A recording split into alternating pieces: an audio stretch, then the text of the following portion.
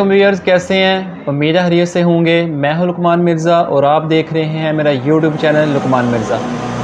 आज हम एक निहायत अहम टॉपिक पर डिस्कशन करते हैं। अक्सर लोग पूछते हैं कि मैट्रिक के बाद जो 3 माह की छुट्टियां होती हैं, यानी मैट्रिक एग्ज़ाम के बाद और रिज़ल्ट के दरमियान में, तो वहाँ पर उन छुट्टियों में मैट्रिक में आपने कौन सा कंप्यूटर कोर्स इख्तियार करना चाहिए या आपको कौन सा कंप्यूटर कोर्स सूट करता है। क्योंकि अक्सर बच्चे मैट्रिक की छुट्टियों के बाद ज़्यादा कोशिश करते हैं कोई शॉर्ट हैंड कोर्स कर लें ताकि आने वाले स्टडी प्रोग्राम में उनको फ़ायदा हो। तो आज हम उसको डिस्कस करते हैं कि कौन कौन से जो प्रोग्राम हैं वो मैट्रिक के स्टूडेंट्स को सूट करते हैं। लेकिन उससे पहले अगर आप मेरे चैनल पर न्यू हैं तो चैनल को ज़रूर सब्सक्राइब कीजिएगा, बेल आइकन दबाइएगा ताकि आने वाली वीडियोस आप तक पहुंच सकें और आप उनसे फ़ायदा हासिल कर सकें। तो हम बात कर रहे थे कि मैट्रिक एग्ज़ाम के बाद जब स्टूडेंट फ्री हो जाते हैं तो उनके लिए कौन सा कंप्यूटर कोर्स मुनासिब है और जो इजीली वो कर सकें। तो उसमें तकरीबन 4 किस्म के कोर्स आजकल चल रहे हैं, जिनमें सबसे पहले है ऑफ़िस मैनेजमेंट। ऑफ़िस मैनेजमेंट का कोर्स क्या होता है? उसमें आप MS ऑफ़िस सीखते हैं, उसमें आप MS एक्सेल सीखते हैं, उसके बाद आप वर्ड, पावर पॉइंट, एक्सेस और दूसरा उर्दू में अगर सीखना चाहें तो साथ इन पेज एक्स्ट्रा कर लेते हैं। इन पेज MS में तो नहीं आता, लेकिन एक एक्स्ट्रा टूल टाइपिंग का होता है इन पेज। तो ये 4 चीज़ें आप सीखते हैं ऑफ़िस मैनेजमेंट में, तो ये कोर्स आपको सूट करता है।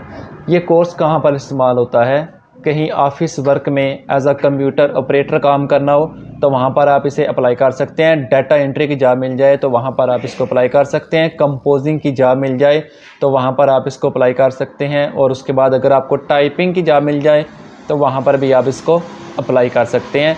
और अगर आपने आगे स्टडी फर्दर करनी है तो यूनिवर्सिटी लेवल पे जाके आपको असाइनमेंट्स बनानी पड़ती हैं, आपको प्रेजेंटेशन तैयार करनी पड़ती हैं। तो उन प्रेजेंटेशन और असाइनमेंट्स के लिए आप MS ऑफ़िस का अगर कोर्स कर लेते हैं और साथ इन पेज का, तो आप बआसानी ये असाइनमेंट्स वाला और प्रेजेंटेशन वाला काम मुकम्मल कर सकते हैं। उसके बाद दूसरे नंबर पर हम बात करते हैं, अगर आप शॉर्ट हैंड कोर्स करना चाहते हैं तो आप ग्राफिक डिज़ाइनिंग का कोर्स कर लें। जी हाँ, ग्राफिक डिज़ाइनिंग क्या चीज़ है?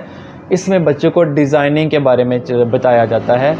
मेन आपके सॉफ्टवेयर यूज़ होते हैं डिज़ाइनिंग के लिए, वो आपको सिखाए जाते हैं। इसमें आप फेसबुक ऐड डिज़ाइन कर सकते हैं, फेसबुक पोस्ट डिज़ाइन कर सकते हैं, या जितने भी सोशल मीडिया मार्केटिंग है, मतलब आपकी फेसबुक होगी, आपका यूट्यूब हो गया, ट्विटर हो गया, लिंक्डइन हो गया, ये जितने भी प्लेटफॉर्म हैं इनकी पोस्टें आप तैयार कर सकते हैं, प्रीपेयर कर सकते हैं, व्हाट्सएप स्टेटस बना सकते हैं। आप किसी स्कूल, कॉलेज या किसी भी मार्केट का ऐड डिज़ाइन कर सकते हैं, आप अपनी प्रेजेंटेशन डिज़ाइन कर सकते हैं, किसी का लोगो डिज़ाइन कर सकते हैं, अपना लोगो बना सकते हैं ग्राफिक डिज़ाइनिंग की मदद से। ग्राफिक डिज़ाइनिंग जो है वो ज़्यादातर कोलर ड्रा पर सिखाई जाती है, इलस्ट्रेटर पर सिखाई जाती है, इन डिज़ाइन पर सिखाई जाती है और फोटोशॉप। ये 4 मेन टूल्स हैं जिन पर ग्राफिक डिज़ाइनिंग सिखाई जाती है। ज़्यादातर हमारी जो मार्केट है कमर्शियल लेवल पर, वहाँ पर कोरल को इस्तेमाल किया जाता है।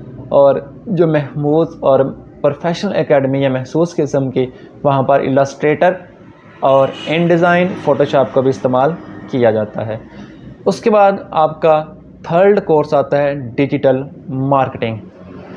अगर आप फ्री हैं छुट्टियों के बाद, मैट्रिक के बाद फ्री हैं या इंटर के बाद भी अगर आप फ्री हैं तो आप डिजिटल मार्केटिंग का कोर्स कर सकते हैं। डिजिटल मार्केटिंग का कोर्स क्या चीज़ है उसको देखते हैं।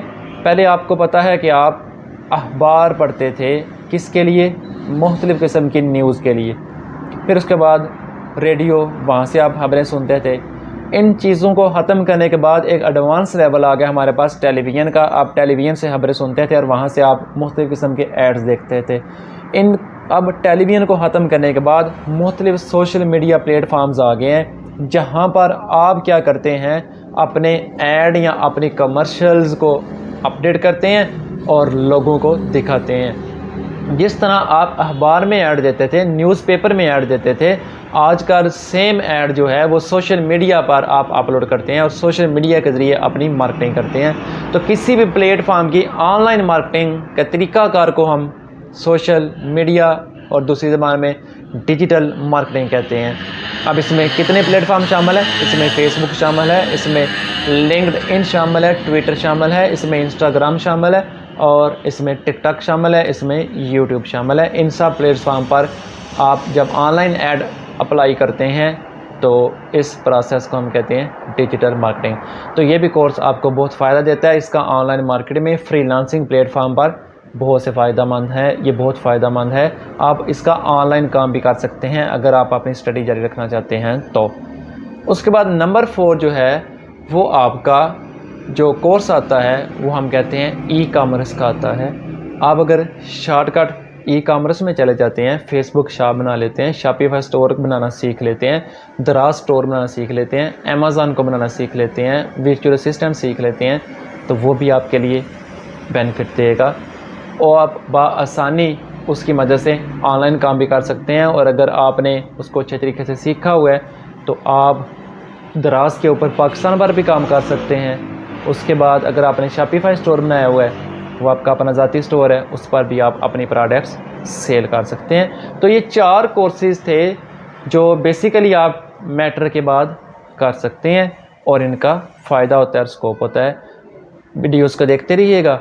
आने वाली वीडियोज़ में मज़ीद आपको कैरियर काउंसलिंग के बारे में बताया जाएगा। कैरियर काउंसलिंग की जाएगी कि आप किस शोबा के बाद कौन सा सब्जेक्ट अडॉप्ट कर सकते हैं। तो आज की वीडियो में इतना ही। अगर आपका कोई क्वेश्चन हो तो कमेंट्स बॉक्स में पेश कीजिएगा, फीडबैक ज़रूर दीजिएगा। शुक्रिया।